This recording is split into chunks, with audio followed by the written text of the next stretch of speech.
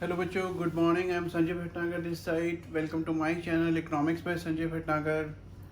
Please subscribe to my channel and like all the videos that they have been made to help you. Okay, so you're definitely going to score good if you do that. मैं आज आपको कराने जा रहा हूँ government budget के important questions. एक sincere और सीरियस एडवाइस, अगर आपने मेरा गवर्नमेंट बजट के ऊपर जो मैंने वीडियो ट्यूटोरियल दिया है, अगर आपने वो अभी तक नहीं देखा तो प्लीज़ देखिए, क्योंकि उसके बाद आपको ये सारी चीज़ें बहुत छोटी लगेंगी।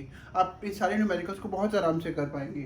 तो सबसे पहले मैं कुछ इंपॉर्टेंट न्यूमेरिकल्स और कुछ स्टेटमेंट क्वेश्चंस कराऊंगा जो बहुत इंपॉर्टेंट है और सारे के सारे बोर्ड्स में आ चुके हैं। सबसे पहले जो क्वेश्चन है वो है, as per the budget the interest payments are 10,000 which is 40% of primary deficit.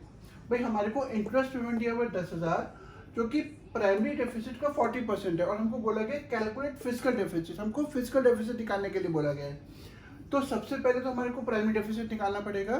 तो हम कैसे निकाल सकते हैं? Let primary deficit be x. हमने इस प्राइमरी डेफिसिट को एक्स ले लिया।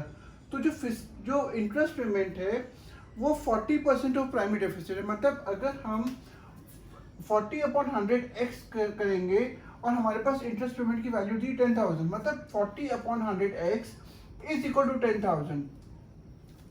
मतलब अगर हम यहाँ पे कैलकुलेशन करते हैं और x की वैल्यू निकालते हैं तो हमारे पास x आ जाएगा प्राइमरी डेफिसिट, जो हमने x एज्यूम करा है। So 0.40 is equal to 10,000, that is 40/100। ये परसेंटेज का फिगर है तो 40/100 हो जाएगा। 0.40 आ गया इज इक्वल टू 10,000 और x इज इक्वल टू 25,000। भाई अब हमारे पास आ गया प्राइमरी डेफिसिट। हमको निकालना था फिजिकल डेफिसिट। तो हम क्या करेंगे? फॉर्मूला लिखेंगे। प्राइमरी डेफिसिट का फॉर्मूला होता है primary deficit is equal to physical deficit minus interest payment. हमारे पास प्राइमरी डेफिसिट है 25,000, इंटरेस्ट पेमेंट है 10,000 जो हमें दिया हुआ है। हमें निकाला है फिजिकल डेफिसिट। इसको हम यहाँ लेकर जाएंगे तो हमारे पास फिजिकल डेफिसिट आ जाएगा 35,000। इस तरीके से आप इस न्यूमेरिकल को कर सकते हैं। ओके बच्चे, जो अगला न्यूमेरिकल आया था वो आया था, अगेन बोर्ड्स का क्वेश्चन है, सीबीएसई बोर्ड में 2011 में आया था। इसमें हमारे को वैल्यूज क्या दी हुई? Capital receipts net of borrowings 95, revenue expenditure 100, interest payment 10, revenue receipts 80, capital expenditure 110। हमको निकालना क्या है? Revenue deficit, physical deficit and primary deficit. भाई रेवेन्यू डेफिसिट हम कैसे निकाल सकते हैं? सिंपल सा formula, revenue expenditure minus revenue receipt. तो हमारे को रेवेन्यू एक्सपेंडिचर दिया हुआ है 100 और रेवेन्यू रिसीट दिया हुआ है 80। So 100 minus 80 20 will be our revenue deficit. दूसरा क्या निकालना है? Physical deficit. अगर आप ध्यान से देखेंगे जो फिजिकल डेफिसिट है उसको हम ऐसे भी लिख सकते हैं, या तो हम उसको लिख सकते हैं टोटल बजटेड एक्सपेंडिचर, या फिर हम उसको ऐसे लिख सकते हैं revenue expenditure plus capital expenditure, क्योंकि इन दोनों को प्लस करके टोटल बजटेड एक्सपेंडिचर बनता है। और फिर हम लिख सकते हैं total budgeted receipts excluding borrowing, या हम उसको revenue receipt plus capital receipt excluding borrowing लिख सकते हैं। तो हमारे पास क्योंकि सारी वैल्यूज दी हैं तो हमने इसको लिखा revenue expenditure plus capital expenditure. Revenue expenditure हमारा हो गया 100, कैपिटल एक्सपेंडिचर हमारा हो गया 110। सो 100 प्लस 110 माइनस रेवेन्यू रिसीट हमारे पास है 80, कैपिटल रिसीट एक्सक्लूडिंग बोरोइंग है हमारे पास 95। हमने फिगर लिख दिया। जब हम इसको कैलकुलेट करेंगे हमारे पास आएगा 210 माइनस 175 इज इक्वल टू 35। मतलब हमारा फिजिकल डेफिसिट आ गया 35। अगला हमारे को निकालना है प्राइमरी डेफिसिट। प्राइमरी डेफिसिट होता है physical deficit minus interest payment. 35 minus 10 25। तो इस तरीके से आप इसको सॉल्व कर सकते। ओके बच्चों, अब हमारे को अगला न्यूमेरिकल दिया हुआ है। हमारे को वैल्यूज दी हुई है रेवेन्यू एक्सपेंडिचर 70,000, बोरोइंग्स दिया हुआ है 15,000 15,000, revenue receipts 50,000 50,000 and interest payment दिया हुआ है 25% ऑफ रेवेन्यू डेफिसिट। जो भी रेवेन्यू डेफिसिट है उसका 25% हमारे इंटरेस्ट पेमेंट बन जाएंगी। तो सबसे पहले हम यहाँ पे अगर आप ध्यान से देखेंगे, क्योंकि हमारे को इंटरेस्ट पेमेंट परसेंटेज में दिया हुआ है रेवेन्यू डेफिसिट का, तो इससे पहले हम क्या करते हैं? सबसे पहला काम, हम revenue expenditure minus revenue receipt, हमारे पास रेवेन्यू डेफिसिट आ जाएगा। रेवेन्यू एक्सपेंडिचर हमारा 70,000, रेवेन्यू रिसीट हमारे पास 50,000, हमारे पास आ गया रेवेन्यू डेफिसिट। अब हम क्या कर सकते हैं? क्योंकि interest payment 25% of revenue deficit है तो हमने क्या करा? 25/100 क्योंकि परसेंटेज का फिगर है 25/100 इंटू 20,000, हमारे पास 5,000 5,000 हमारे पास आ गया इंटरेस्ट पेमेंट। अब अगर आप ध्यान से देखेंगे तो हमको फिस्कल डेफिसिट निकालने के लिए बोला गया है। अगर आपने मेरी गवर्नमेंट बजट की वीडियोस देखी हुई हैं, जिस चैप्टर मैंने वीडियो बनाई है, तो उसमें आपने देखा होगा कि जो फिस्कल डेफिसिट है that is exactly equal to borrowings. तो अगर न्यूमेरिकल में कहीं बोरोइंग दिया है तो वो फिस्कल डेफिसिट है। इसका मतलब हमारी फिस्कल डेफिसिट हो गया 15,000, क्योंकि फिस्कल डेफिसिट बोरोइंग एक ही बात होती है। हमारे पास फिस्कल डेफिसिट आ गया, हमको निकालना है प्राइमरी डेफिसिट। तो फॉर्मूला लिखा पूरा, primary deficit is equal to fiscal deficit minus interest payment. Fiscal deficit हमारा 15,000 है, इंटरेस्ट पेमेंट हमने 5,000 निकाला था, तो अब हमारा प्राइमरी डेफिसिट आ गया 10,000। ध्यान रखिएगा कि आप जब भी न्यूमेरिकल सॉल्व करते हैं आपको पूरी वर्किंग दिखानी है। आप मेंटल कैलकुलेशन करके सीधा आंसर नहीं लिखेंगे, आपको मार्क्स नहीं मिलेंगे। आप हमेशा अच्छा रहेगा अगर आप वर्किंग शो करें, पूरा फॉर्मूला लिखना है, उसके बाद वैल्यूज डालनी है और उसके बाद आंसर निकालना है। इस तरीके से आपको सॉल्व करना है। बच्चों, जो अगला न्यूमेरिकल है हमारे पास, हमारे को वैल्यूज दी हुई, fiscal deficit 12,000, revenue deficit 9,000, primary deficit 5,000, revenue receipts 6,000, non debt creating capital receipt 10,000। और हमको निकालने के लिए बोला गया कैपिटल एक्सपेंडिचर, दूसरा है टोटल एक्सपेंडिचर, तीसरा है इंटरेस्ट पेमेंट। भाई हमारे को फिस्कल डेफिसिट की वैल्यू दी हुई 12,000, तो हम पहले उसका पूरा फॉर्मूला लिखेंगे। अगर आपको याद हो, हम जब फिस्कल डेफिसिट डिस्कस कर रहे थे तो उसका एक फॉर्मूला ये भी था, revenue expenditure minus revenue receipt, जिससे हमारे पास रेवेन्यू डेफिसिट आएगा। और दूसरा था capital expenditure minus capital receipts excluding boring. अगर आप ध्यान से देखेंगे तो हम कैपिटल रिसीट एक्सक्लूडिंग बोरिंग को non debt creating capital receipts भी बोलते हैं। तो हमने हमारे को वैल्यू दी हुई यहाँ पर 10,000। जब हम सारी वैल्यूज को यहाँ डालेंगे तो रेवेन्यू डेफिसिट हमारे पास 9,000 एंड कैपिटल एक्सपेंडिचर हमारे को निकालने के लिए बोला गया है, और non debt creating capital receipt 10,000 है। सो 9,000 माइनस 10,000 माइनस 1,000, जब आप कैलकुलेशन करेंगे आपका कैपिटल एक्सपेंडिचर आ जाएगा 13,000। ओके बच्चों, अभी हमने निकाला कैपिटल एक्सपेंडिचर, अब हमें निकालना है इसमें से हम टोटल एक्सपेंडिचर निकालना है। अब अगर ध्यान से देखेंगे तो टोटल एक्सपेंडिचर का तो फॉर्मूला अभी तक हमने कभी करा नहीं, सिंपल कॉमन सेंस है। टोटल एक्सपेंडिचर का मतलब है जितना भी एक्सपेंडिचर हुआ है, चाहे वो रेवेन्यू हेड में हो चाहे कैपिटल हेड में। तो अब हमारे पास यहाँ पे अगर आप ध्यान से देखेंगे तो रेवेन्यू एक्सपेंडिचर यहाँ पे नहीं दिया हुआ, तो हम पहले क्या करेंगे, रेवेन्यू डेफिसिट दिया हुआ है हमारे पास विच इज 6,000, रेवेन्यू एक्सपेंडिचर नहीं दिया हुआ, रेवेन्यू रिसीट दिया हुआ है हमारे पास 6,000। सो रेवेन्यू डेफिसिट से हम रेवेन्यू एक्सपेंडिचर निकाल सकते हैं 9,000, ये 6,000 चला गया 15,000 हो गया, हमारे पास आ गया रेवेन्यू एक्सपेंडिचर।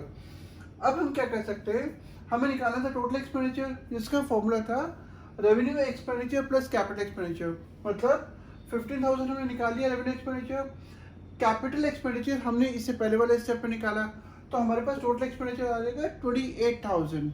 इस तरीके से हमारा टोटल एक्सपेंडिचर आ गया। अब हमें निकालना है इंटरेस्ट पेमेंट। भाई हमारे पास प्राइमरी डेफिसिट दिया हुआ है 5,000, फिस्कल डेफिसिट दिया हुआ है 12,000, इंटरेस्ट पेमेंट हमें निकालना है। तो जब हम वैल्यूज पुट अप करेंगे हमारे पास इंटरेस्ट पेमेंट आ जाएगा 7,000। ओके बच्चों, अब एक्सपेंडिचर मेथड में हमारा जो अगला न्यूमेरिकल है उसमें हमारे को बोला गया calculate fiscal deficit. Fiscal deficit निकालने के लिए बोला गया है। ये क्वेश्चन सीबीएसई सैम्पल पेपर 2018 में आया था। आपको वैल्यूज दी हुई, capital receipt 68, revenue expenditure 160, interest payment 20, borrowings 32, tax revenue 50। अब अगर आप ध्यान से देखेंगे तो यहाँ पे हमारे को जो इवन वैल्यूज भी दी हुई हैं वो पूरी नहीं दी हुई, पर कोई ना कोई ऐसी चीज़ जरूर होगी। अगर आपको याद हो कि मैंने फिस्कल डेफिसिट के फॉर्मूले में आपको लिखवाया था कि अगर आपको बोरोइंग्स दी हैं तो फिस्कल डेफिसिट के सामने आप सीधा यहाँ पर, अगर आप ध्यान से देखेंगे बोरोइंग्स आपकी 32 है, तो आप सीधी वैल्यू को उठा के यहाँ लिख सकते हैं, आपका आंसर आ जाएगा। मतलब यहाँ पे कोई कैलकुलेशन करने की जरूरत नहीं, आपको सिर्फ fiscal deficit is equal to borrowings is equal to 32, ये आपका आंसर है। यहाँ पे ये ध्यान रखिएगा, कई बार कंफ्यूज करने के लिए मैंने आपको बहुत सारी वैल्यूज दी जाती है just to confuse you, but अगर आप थोड़ा सा ध्यान से सोचेंगे और अगर आपको फॉर्मूलाज प्रॉपर्ली याद हो तो आप आराम से सीधा कनेक्ट करके इसका आंसर लिख सकते हैं 32। ओके बच्चों, अब अगला न्यूमेरिकल जो है हमारा वो है बोर्ड पेपर 2019 से 2019 में क्वेश्चन आया था। आपको बोला गया था फिजिकल डेफिसिट निकालो एंड रेवेन्यू डेफिसिट निकालो। आपको वैल्यूज दी हुई है tax revenue 1000, non tax revenue 150, borrowing 780, disinvestment proceeds 50, revenue expenditure 1500 and capital expenditure 480। भाई अब हमारे को बोला है रेवेन्यू डेफिसिट निकालने के लिए, तो पहले हम क्या करेंगे, हम यहाँ पे पूरा देखेंगे कि हमारा रेवेन्यू एक्सपेंडिचर कितना है। अगर आप ध्यान से देखेंगे तो रेवेन्यू एक्सपेंडिचर हमारे को एक पूरा फिगर दिया हुआ है विच इज 1500। तो सबसे पहले तो फॉर्मूला लिखना है, revenue deficit is equal to total revenue expenditure minus total revenue receipts. Total revenue expenditure हमारा ये रहा 1500, टोटल रेवेन्यू रिसीट। अब हमारी रेवेन्यू रिसीट होती है दो टाइप की, tax revenue, non tax revenue. जो हमारे को सीधा फिगर दिया हुआ है, टैक्स रेवेन्यू हमारे 1000, नॉन टैक्स रेवेन्यू 150। तो हम क्या करेंगे, ब्रैकेट यूज करके टोटल रेवेन्यू एक्सपेंडिचर हो गया 1500, टोटल रेवेन्यू रिसीट्स हो गया 100 प्लस 1000 प्लस 150। यह आ जाएगा, हम जब कैलकुलेट करेंगे हमारे पास आ जाएगा revenue deficit which is equal to 350। अगला हमारे को निकालने के लिए बोलोगे फिजिकल डेफिसिट। अब फिजिकल डेफिसिट का एक फॉर्मूला ये होता है, total budgeted expenditure minus total budgeted receipts. भाई टोटल बजटेड एक्सपेंडिचर कैसे निकलता है, revenue expenditure plus capital expenditure. Total budgeted receipts क्या होता है, revenue receipt plus capital receipt. Physical deficit के फॉर्मूला में आप एक बार ध्यान रखिएगा कि यहाँ पे total budgeted receipts excluding borrowings, मतलब बोरोइंग को माइनस करके जितना भी पैसा कैपिटल हेड में गवर्नमेंट के पास आया है वो गवर्नमेंट का टोटल बजटेड रिसीट्स है।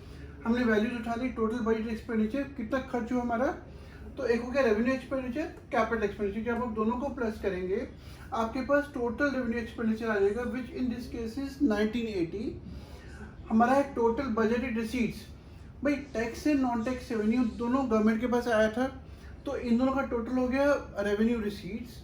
और उसके बाद हमारे पास कैपिटल रिसीट्स कौन सा हो गया 50, क्योंकि डिसइन्वेस्टमेंट प्रोसीड्स क्या होता है, जब कंपनी ने, जब गवर्नमेंट ने अपने शेयर्स जो कंपनी से पब्लिक सेक्टर कंपनी के जो शेयर थे वो प्राइवेट सेक्टर को बेचे तो असेट कम हुआ। तो इसलिए जो डिसइन्वेस्टमेंट प्रोसीड्स पे जो पैसा आ रहा है वो हमारा कैपिटल रिसीट्स है। बोरोइंग भी कैपिटल रिसीट है, लेकिन फॉर्मूला में हम बोरोइंग्स को एक्सक्लूड करते हैं, तो इसलिए हम ये फिगर नहीं लेंगे। तो हमारा आ गया टोटल रिसीट्स में 1000, 150 एंड 50। हमने अभी ब्रैकेट यूज करके पूरा लिख दिया। जब हम इसको पूरा कैलकुलेट करेंगे हमारे पास आंसर आ जाएगा 780। मैंने आपको अभी पिछले न्यूमेरिकल में बताया था कि फिजिकल डेफिसिट हमेशा बोरोइंग्स के बराबर होता है। तो अगर आप ध्यान से देखेंगे यहाँ पे जो आंसर आ रहा है 780 which is exactly equal to borrowings. तो इसलिए आपको अगर बोरोइंग्स दिया हुआ है तो आपको फिजिकल डेफिसिट को पूरा कैलकुलेशन करने की जरूरत नहीं, आप सीधा बोरोइंग्स का फिगर उठा के भी आंसर में लिख सकते हैं, वो भी एक्सेप्ट किया जाएगा। ओके, अब न्यूमेरिकल्स की सीरीज में जो अगला इंपॉर्टेंट न्यूमेरिकल है, मैं आपको सिर्फ कुछ की न्यूमेरिकल्स करा रहा हूँ। अगर आपने ये न्यूमेरिकल्स कर लिए तो आपको बाकी सारे न्यूमेरिकल्स का आइडिया हो जाएगा। तो जो अब मैं अगला न्यूमेरिकल आपको कराने जा रहा हूँ, आपको बोला गया कैलकुलेट टोटल बजटरी डेफिसिट। अब आप ध्यान से सुनेंगे तो मैंने आपको रेवेन्यू डेफिसिट का फॉर्मूला कराया, मैंने आपको फिजिकल डेफिसिट कराया, मैंने आपको प्राइमरी डेफिसिट कराया है। बजटरी डेफिसिट अभी तक हमने नहीं करा है, लेकिन ये कुछ में कोई ज़्यादा वेरिएशन नहीं है। अगर आप सिंपल ध्यान से समझेंगे, बजटरी डेफिसिट होता है जितना भी पैसा गवर्नमेंट के पास आया और जितना भी पैसा गया उसका जो डिफरेंस है वो हमारा बजटरी डेफिसिट है। मतलब गवर्नमेंट ने जो भी पैसा खर्च करा, तो इसका फॉर्मूला हम कैसे लिख सकते हैं, total budgetary deficit is equal to revenue expenditure plus capital expenditure. मतलब एक्सपेंडिचर जितना भी हुआ गवर्नमेंट का minus revenue receipt plus capital receipt. तो हमारा अगर आप ध्यान से देखेंगे तो हमारा एक्सपेंडिचर हो रहा है रेवेन्यू एक्सपेंडिचर 25,000, कैपिटल एक्सपेंडिचर 35,000। तो ये दोनों फिगर्स मैंने यहाँ ले लिए, माइनस रेवेन्यू रिसीट हमारे पास कितना है 20,000, कैपिटल रिसीट है 30,000। ये फिगर यहाँ ले लिए, हमारे पास आ गया बजटरी डेफिसिट। ध्यान रखिएगा मैंने यहाँ पे कहीं पर भी कैपिटल रिसीट एक्सक्लूडिंग बोरोइंग नहीं लिखा है, जो फिजिकल डेफिसिट का फॉर्मूला होता है। अगर मैं इसको यहाँ पे बोरोइंग लिख देता हूँ तो वहाँ पे हमारे को फिजिकल डेफिसिट निकलेगा, लेकिन हमें निकालना था सिर्फ बजटरी डेफिसिट। तो इसलिए total expenditure minus total receipts, हमारा आंसर 10,000 आ गया। ओके बच्चों, अब इम्पॉर्टेंट न्यूमेरिकल्स में जो अगला न्यूमेरिकल है हमारे पास, हमको बोला गया calculate capital expenditure and interest payment. हमारे को वैल्यूज दी हुई है, primary deficit 8,000, physical deficit 11,000, non debt creating capital receipt 9000। ये होता है वो रिसीट्स जहाँ पे कि गवर्नमेंट की कोई भी लायबिलिटी क्रिएट नहीं होती, जैसे कि डिसइन्वेस्टमेंट से पैसा आया तो वो ये वाला पार्ट है 9000। रेवेन्यू डेफिसिट हो गया 5000। हमको निकालने के लिए बोला गया पहले कैपिटल एक्सपेंडिचर। अब अगर आप ध्यान से देखेंगे आपको सिर्फ 4 वैल्यूज दी हुई हैं, primary deficit, fiscal deficit, non debt creating capital receipt and revenue deficit. अगर हम इस फॉर्मूला को यूज़ करते हैं, जो फिस्कल डेफिसिट का फॉर्मूला है जो होता है revenue expenditure minus revenue receipt. अगर आपको याद हो फॉर्मूलाज में जब मैंने आपको फिस्कल डेफिसिट कराया था तो उसमें जो तीसरा फॉर्मूला है वो ये वाला है कि revenue expenditure minus revenue receipt, हमारे पास आ जाएगा रेवेन्यू डेफिसिट। और अगला है इसमें जब हम प्लस करेंगे capital deficit which is capital expenditure minus capital receipt excluding borings. तो हमारे पास रेवेन्यू डेफिसिट दिया हुआ है 5000 जो कि एक्सपेंडिचर माइनस रिसीट्स होता है, ये हमने लिख लिया। कैपिटल एक्सपेंडिचर हमको निकालना है तो हमने एज इट इज उतार दिया। कैपिटल रिसीट एक्सक्लूडिंग बोरिंग, तो ये जो non debt creating capital receipts हैं ये वो रिसीट्स हैं जो हम बोरिंग को एक्सक्लूड करके लेते हैं, मतलब कैपिटल रिसीट में बोरिंग माइनस कर दिया, हमारे पास ये आएगा। तो ये हमने एज इट इज उतार दिया। फिस्कल डेफिसिट हमारे को ऑलरेडी दिया हुआ है 11000। जब आप इस पूरे को कैलकुलेट करेंगे तो आपके पास आ जाएगा 4000, मतलब ध्यान से देखेंगे तो यहाँ पे 4000 आ रहा है माइनस 4000। आप इधर ले गए capital expenditure is equal to 15000, आपके पास अभी ये आ गया। अब आपको निकालना है इंटरेस्ट पेमेंट। अगर आप ध्यान से न्यूमेरिकल देखेंगे आपको प्राइमरी डेफिसिट दिया हुआ, आपको फिस्कल डेफिसिट दिया है, आप इन दोनों के हेल्प से इंटरेस्ट पेमेंट निकाल सकते हैं। जैसे कि मैंने यहाँ पे फॉर्मूला लिखा primary deficit is equal to fiscal deficit minus interest payment. Primary deficit हमारे पास है 8000, फिस्कल डेफिसिट है हमारे पास 11000, इंटरेस्ट पेमेंट हमें निकालना है। जब हम इसको पूरा कैलकुलेट करेंगे आपके पास इंटरेस्ट पेमेंट आ जाएगा 3000। ओके बच्चों, अगला न्यूमेरिकल हमारे को बोला गया निकालने के लिए, हमारे को बोला गया revenue receipts, fiscal deficit and primary deficit. हमारे को वैल्यूज दी हुई है, रेवेन्यू डेफिसिट है 6000, रेवेन्यू एक्सपेंडिचर है 11000, capital expenditure 14000, non debt creating capital receipts 8000, interest payment 7000। भाई सबसे पहले हमारा रेवेन्यू रिसीट है, अगर आप ध्यान से देखेंगे तो हमारे को रेवेन्यू डेफिसिट दिया हुआ है और रेवेन्यू एक्सपेंडिचर दिया हुआ है। मतलब अगर हम रेवेन्यू डेफिसिट का पूरा फॉर्मूला लिखते हैं, revenue deficit is equal to revenue expenditure minus revenue receipts. Revenue deficit हमारे पास 6000 यहाँ लिख दिया, रेवेन्यू एक्सपेंडिचर हमारे पास 11000 है, लिख दिया। जब हम इसको पूरा कैलकुलेट करेंगे हमारे पास रेवेन्यू रिसीट्स आ जाएगा 5000।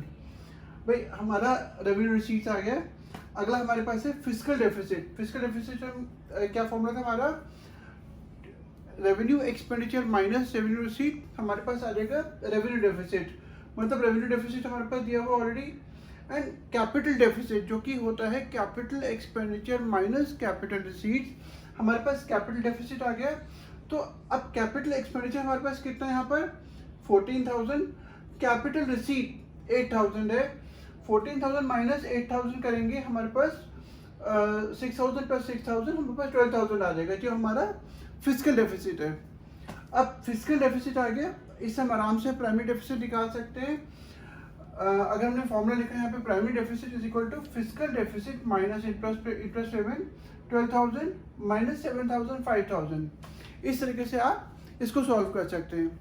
बच्चों एक बात और, अगर आपने अभी तक वीडियो लाइक और सब्सक्राइब नहीं करा तो प्लीज़ सब्सक्राइब करिए, बेल बटन जरूर दबाइएगा, क्योंकि मैं जितनी भी वीडियोस लोड करूँगा आपको नोटिफिकेशन आ जाएगा और आप उसको गो थ्रू कर सकते हैं। मेरा मैक्रो इकोनॉमिक्स का सिलेबस ऑलमोस्ट कंप्लीट होने वाला है। इसके बाद मैं इंडियन इकोनॉमिक्स स्टार्ट करने वाला हूँ। उसके सारे चैप्टर्स बहुत डिटेल्ड तरीके से स्टेप बाय स्टेप मैं प्रॉपर एक्सप्लेन करूँगा, तो आपसे रिक्वेस्ट है कि आप प्लीज़ उसको भी गो थ्रू करें। ओके बच्चों, अब हमारा जो लास्ट न्यूमेरिकल है, हमारे को बोला गया calculate revenue deficit, fiscal deficit and primary deficit. और हमारे को वैल्यूज दी हुई है, revenue expenditure 45000, borrowings 12000, revenue receipts 35000 and interest payment. अब इन्होंने हमारे को इंटरेस्ट पेमेंट का डायरेक्ट फिगर नहीं दिया, हमको बोला गया 30% ऑफ रेवेन्यू डेफिसिट। जो भी रेवेन्यू डेफिसिट आएगा उसका 30% हमारे को इंटरेस्ट पेमेंट निकालना है।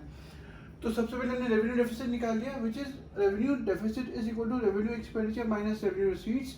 रेवेन्यू एक्सपेंडिचर हमारे को दिया 45000, ये हमने लिख लिया। रेवेन्यू रिसीट्स हमको दिया हुआ है 35,000, माइनस करेंगे हमारे पास रेवेन्यू डेफिसिट आ जाएगा विच इज़ 10,000। अब हमारे को बोलेंगे फिजिकल डेफिसिट, जो दूसरा पॉइंट है।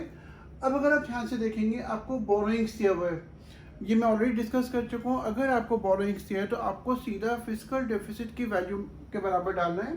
तो physical deficit is equal to borrowings is equal to 12,000, हमारा फिजिकल डेफिसिट आ गया। अब जो प्राइमरी डेफिसिट है वो होता है physical deficit minus interest payment. Physical deficit हमारे पास आ गया था 12,000, इंटरेस्ट पेमेंट बोला गया था 30% of revenue deficit. So 30/100 into 10,000 करेंगे, हमारे पास आ जाएगा 3,000। सो 12,000 माइनस 3,000, हमारे पास 9,000 प्राइमरी डेफिसिट आ गया। इस तरीके से आप इसको कैलकुलेट कर सकते हैं। ओके बच्चों, अब आपको क्वेश्चन पूछा जाएगा, आपको स्टेटमेंट दी जाएगी, identify whether the following are revenue receipt और कैपिटल रिसीट। भाई जो भी पैसा आ रहा है वो रेवेन्यू रिसीट है कि कैपिटल रिसीट है। मैं आपको एक सजेशन देता हूँ कि आप जब भी ऐसे टाइप के क्वेश्चंस करते हैं तो आप ये एज्यूम करिएगा कि आप गवर्नमेंट है और आपके पास पैसा आ रहा है। अब सपोज जैसे हम पहली स्टेटमेंट पढ़ते हैं, loans recovered from public sector enterprises, मतलब गवर्नमेंट ने जो भी पब्लिक सेक्टर कंपनीज को लोन दिया हुआ था वो रिकवर हो गया। मतलब अभी तक जो भी लोन दिया था वो गवर्नमेंट का असेट था कि भाई गवर्नमेंट के सपोज 100 रुपये थे, वो पब्लिक सेक्टर कंपनीज के पास थे। अब उसमें से पैसा रिकवर हो गया तो गवर्नमेंट के असेट कम हो गए, क्योंकि ये जो लोन आ रहा है it is resulting into reduction of assets. आपके असेट कम हो रहे, गवर्नमेंट के असेट्स कम हो रहे, तो ये कैपिटल रिसीट में काउंट होगा। मतलब ये हमारा हो गया कैपिटल रिसीट। ध्यान रखिएगा, स्टेटमेंट क्वेश्चंस इकोनॉमिक्स में कहीं पर भी आपको जवाब देंगे तो आपको उसका रीज़न जरूर लिखना है कि ये कैपिटल रिसीट क्यों है या ये रेवेन्यू रिसीट क्यों है। अगला क्वेश्चन है, amount borrowed from Japan for construction of metro. भाई हमने गवर्नमेंट ने जापान से लोन लिया जिससे कि वो मेट्रो कंस्ट्रक्ट कर सके। अगर आप ध्यान से देखेंगे तो जब लोन गवर्नमेंट लेती है, गवर्नमेंट जो भी लोन बोरो करती है वो गवर्नमेंट की लायबिलिटी है। अब गवर्नमेंट की लायबिलिटी क्रिएट हो रही है, मतलब पैसा आ रहा है पर गवर्नमेंट की लायबिलिटी क्रिएट हो रही है, तो ये कैपिटल रिसीट में काउंट हो जाएगा। बिकॉज कैपिटल रिसीट कौन सी होती है, विच ईदर क्रिएट अ लायबिलिटी और रिड्यूसेस असेट्स। तो ये हमारा कैपिटल रिसीट है, तो ये हमारा हो गया कैपिटल रिसीट। अगला है प्रॉफिट्स ऑफ LIC। भाई लाइफ इंश्योरेंस कंपनी जो है वो गवर्नमेंट का डिपार्टमेंट है। अब कंपनी ने, अब LIC ने प्रॉफिट अर्न करे तो गवर्नमेंट के पास रेवेन्यू आ रहा है, बट गवर्नमेंट का कोई भी असेट कम नहीं हो रहा। अगर आप ध्यान से देखेंगे प्रॉफिट जो होता है वो गवर्नमेंट का नॉन टैक्स रेवेन्यू है। अगर आपने मेरी पिछली वीडियो ध्यान से देखी हो तो उसमें हम नॉन टैक्स रेवेन्यू की हेडिंग्स में ये सारे के सारे टॉपिक ऑलरेडी डिस्कस कर चुके हैं। कोई भी पैसे जो गवर्नमेंट के पास आता है but not in the form of taxes, वो सारा नॉन टैक्स रेवेन्यू है, तो ये हमारा रेवेन्यू रिसीट आ जाएगा। देन अगला आ गया फ्लड रिलीफ फ्रॉम IMF। भाई गवर्नमेंट के पास IMF इंटरनेशनल मॉनेटरी फंड से कोई फ्लड का रिलीफ आया, मतलब हमने हमारे किसी पार्ट में, हमारी कंट्री के किसी पार्ट में फ्लड आ गया, अब बहुत नुकसान हो गया। तो ऐसा बहुत होता है कि जो इंटरनेशनल एजेंसीज हैं वो हमारे को कुछ रिलीफ प्रोवाइड करती हैं।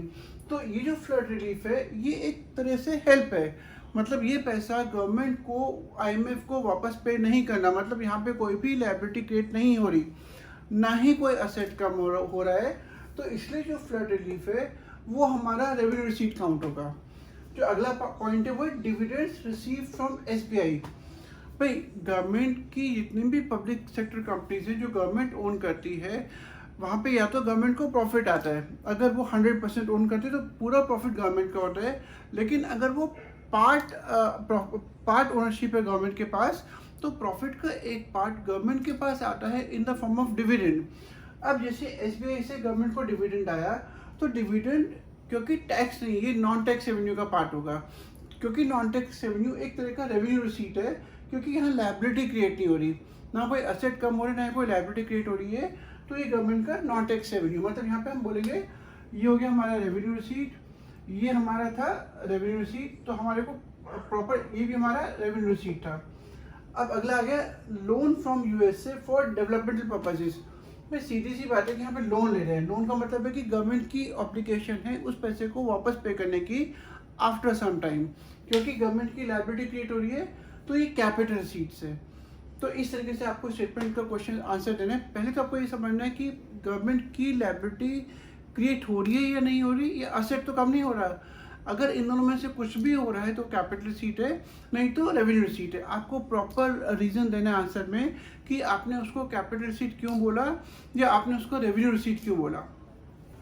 ओके बच्चों, अभी हमने करा कैपिटल रिसीट और रेवेन्यू रिसीट में हम कैसे डिफ्रेंशिएट करते हैं। अब आपको अपने आप को एज्यूम करना है कि आप गवर्नमेंट हो और आप एक्सपेंडिचर कर रहे हो, आप खर्चा कर रहे हो। तो अब आपको बताना है कि कौन सा खर्चा आपका रेवेन्यू एक्सपेंडिचर है और कौन सा आपका कैपिटल एक्सपेंडिचर है। अगर आपको याद हो कि रेवेन्यू एक्सपेंडिचर और कैपिटल एक्सपेंडिचर में क्या था कि जब आप पैसा खर्च करते हो एज अ गवर्नमेंट तो आपका या तो असेट क्रिएट होता है या लायबिलिटी कम होती है। अगर ऐसा हो रहा है कि कोई असेट क्रिएट हो रहा है, लायबिलिटी कम हो रही है, तो कैपिटल एक्सपेंडिचर है। और अगर ऐसा नहीं हो रहा कि भाई गवर्नमेंट ने पैसा खर्च करा, ना तो असेट क्रिएट हुआ ना लायबिलिटी कम हुई, तो वो हमारा रेवेन्यू एक्सपेंडिचर है। तो इसका जो सबसे पहला एग्जाम्पल अगर आप ध्यान से देखें, salary paid to army officers. भाई आर्मी में जो ऑफिसर्स है उनकी सैलरी पे करी गई। जितनी भी सैलरीज या पेंशन है वो गवर्नमेंट का रेवेन्यू एक्सपेंडिचर काउंट होता है, क्योंकि गवर्नमेंट की ना ही कोई असेट क्रिएट हो रहा है ना कोई लायबिलिटी कम होती है। तो जो भी सैलरी पेंशन गवर्नमेंट पे करती है वो सारे का सारा गवर्नमेंट का रेवेन्यू एक्सपेंडिचर है। तो हम इसको बोलेंगे ये हो गया हमारा revenue expenditure, because it neither create an asset nor reduces liability. दूसरा पार्ट है purchase of metro coaches from Japan. भाई गवर्नमेंट ने जापान से मेट्रो कोचेस खरीदे, मतलब गवर्नमेंट ने खर्चा करा और हमारे पास कोचेस आए, जब जो मेट्रो कोचेस हैं वो आए। अब अगर आप ध्यान से देखेंगे तो गवर्नमेंट ने खर्चा तो करा पर हमारे असेट क्रिएट हो रहे हैं। क्योंकि असेट क्रिएट हो रहे हैं तो हमारा कैपिटल एक्सपेंडिचर होगा। तो इसका आंसर आपको कैसे लिखना है कि this will be capital expenditure because it is resulting into creation of an asset. Third हो गया ये हमारा, इसका मतलब ये हमारा हो गया कैपिटल एक्सपेंडिचर। अब हमारे पास आ गया third point, repayment of loan. भाई गवर्नमेंट ने जो भी लोन ले रखा था उसको वापस पे कर दिया, मतलब गवर्नमेंट की लायबिलिटी कम हो गई क्योंकि गवर्नमेंट ने जो भी लोन ले रखा था उसको पूरा वापस पे कर दिया। क्योंकि लायबिलिटी कम हो रही है, कैपिटल एक्सपेंडिचर काउंट होगा। इसका मतलब है हम इसको लिखेंगे it will be capital expenditure because it is resulting into reduction of liabilities. अगला है grants by central government to state government. Central government ने कुछ फाइनेंशियल हेल्प दी स्टेट गवर्नमेंट को। अब अगर आप ध्यान से देखें, जो सेंट्रल गवर्नमेंट स्टेट गवर्नमेंट को हेल्प कर रही है, फाइनेंशियल हेल्प दे रही है, ये पैसा गवर्नमेंट के पास सेंट्रल गवर्नमेंट का वापस नहीं आने वाला। एक हेल्प है जो सेंट्रल गवर्नमेंट स्टेट गवर्नमेंट को कर रही है, क्योंकि यहाँ पे ना तो कोई असेट क्रिएट हो रहा है ना ही कोई लायबिलिटी कम हो रही है। It will part of revenue expenditure. अगला ये इसका मतलब है ये हो गया हमारा रेवेन्यू एक्सपेंडिचर। अब अगला पॉइंट आ गया pension paid to government employees. मैंने अभी आपको बताया कि अगर गवर्नमेंट सैलरी या पेंशन कुछ भी पे करती है तो गवर्नमेंट का ना असेट क्रिएट होता है ना ही लायबिलिटी कम होती है। तो इसका मतलब है कि ये हमारा हो जाएगा रेवेन्यू एक्सपेंडिचर। अगला है इंटरेस्ट पेड ऑन लोन्स। थोड़ा सा टेक्निकल है, आप ध्यान से देखिएगा कि गवर्नमेंट यहाँ पे जो भी गवर्नमेंट ने लोन ले रखा था उस लोन पे गवर्नमेंट इंटरेस्ट पे कर रही है। अब बहुत सारे बच्चे कहते हैं कि सर ये तो कैपिटल एक्सपेंडिचर होना चाहिए क्योंकि लोन वर्ड आ गया। अब बच्चे लोन के चक्कर में कंफ्यूज हो जाते हैं, लेकिन अगर आप ध्यान से देखेंगे तो जो भी गवर्नमेंट ने लोन लिया है उस लोन पे गवर्नमेंट इंटरेस्ट पे कर रही है। तो इंटरेस्ट के पे करने से गवर्नमेंट की कोई लायबिलिटी कम नहीं हो रही, लोन तो उतना ही है, जो उस पर इंटरेस्ट बन रहा है वो गवर्नमेंट पे कर रही है। तो ये हमारा रेवेन्यू एक्सपेंडिचर काउंट होगा, क्योंकि हमारा जो लोन है वो कम नहीं हो रहा है इंटरेस्ट के पे करने से, हमारा लोन उतने का ही उतना है। तो ये हमारा रेवेन्यू एक्सपेंडिचर काउंट होगा because it is neither creating an asset not reducing liability. अगला पॉइंट है expenditure on collection of taxes. भाई गवर्नमेंट ने टैक्स कलेक्शन करने के लिए प्रॉपर एक इनकम टैक्स ऑफिस बना हुआ है जहाँ पे कि बहुत सारे लोगों को हायर करा गया है जो टैक्सेस को कलेक्ट करते हैं। अब गवर्नमेंट जो भी खर्चा कर रही है टैक्सेस को कलेक्ट करने के लिए, अगेन कोई एसेट क्रिएट नहीं हो रहा, ना ही कोई लायबिलिटी कम हो रही है, ये हमारा रेवेन्यू एक्सपेंडिचर पे काउंट हो। ओके बच्चों, यहाँ पर एक बहुत इंपॉर्टेंट क्वेश्चन आता है, can there be fiscal deficit without a revenue deficit. मतलब क्या कह रहे हैं कि रेवेन्यू डेफिसिट नहीं है लेकिन उसके बाद भी क्या फिस्कल डेफिसिट हो सकता है। तो इसको हम ऐसे एक्सप्लेन कर सकते हैं, मैंने जब आपको बजट का बाइफर्केशन बताई थी कि बजट को हम कैसे बांट सकते हैं, उसका फ्लो चार्ट कैसे बनेगा, तो बजट का एक पार्ट था बजटेड एक्सपेंडिचर और एक पार्ट था बजटेड रिसीट्स। एक्सपेंडिचर मतलब जो भी खर्चा हो रहा है। अब हमने एक्सपेंडिचर को दो पार्ट में डिवाइड किया था, रेवेन्यू एक्सपेंडिचर कैपिटल एक्सपेंडिचर, और रिसीट्स को दो पार्ट में डिवाइड किया था, रेवेन्यू रिसीट कैपिटल रिसीट। अब क्वेश्चन है कि फिजिकल डेफिसिट क्या हो सकता है अगर रेवेन्यू डेफिसिट नहीं भी है। अगर आप ध्यान से देखेंगे हल्का सा कॉम्प्लिकेटेड लग रहा होगा, लेकिन अगर आप थोड़ा ध्यान से पेशेंस रख के समझेंगे तो आपको बहुत अच्छी तरह से क्लियर हो जाएगा। सपोज पहला पॉइंट है हमारा रेवेन्यू एक्सपेंडिचर हमारा 100 है, रेवेन्यू रिसीट 100 है, मतलब हमारा जो रेवेन्यू डेफिसिट है वो 0 है। नो रेवेन्यू डेफिसिट, क्योंकि रेवेन्यू एक्सपेंडिचर रेवेन्यू रिसीट दोनों बराबर है। लेकिन हमारा कैपिटल एक्सपेंडिचर हमारे कैपिटल रिसीट से ज़्यादा है, मतलब कैपिटल बजट डेफिसिट में। हमारा फिजिकल डेफिसिट का फॉर्मूला क्या होता है? Total budgeted expenditure minus total budgeted receipts. Total budget expenditure है 300, टोटल बजटेड रिसीट्स है 200, मतलब हमारा रेवेन्यू डेफिसिट 0 है। दिस माइनस दिस कुछ नहीं, लेकिन उसके बाद भी हमारा फिजिकल डेफिसिट हो रहा है क्योंकि हमारा टोटल एक्सपेंडिचर हमारे टोटल रेवेन्यू से ज़्यादा है। So yes, there can be fiscal deficit even when there is zero revenue deficit, but capital deficit is there, or capital expenditure is more than capital receipt, it can result into fiscal deficit. अब जो दूसरा point है, अगर आप ध्यान से देखेंगे revenue expenditure में हमारे पास हमने खर्च करा 100 रुपये, हमारे पास आया 200 रुपये, मतलब हमारा जो रेवेन्यू बजट है वो हमारा सरप्लस में, because we have received more money than what we spend.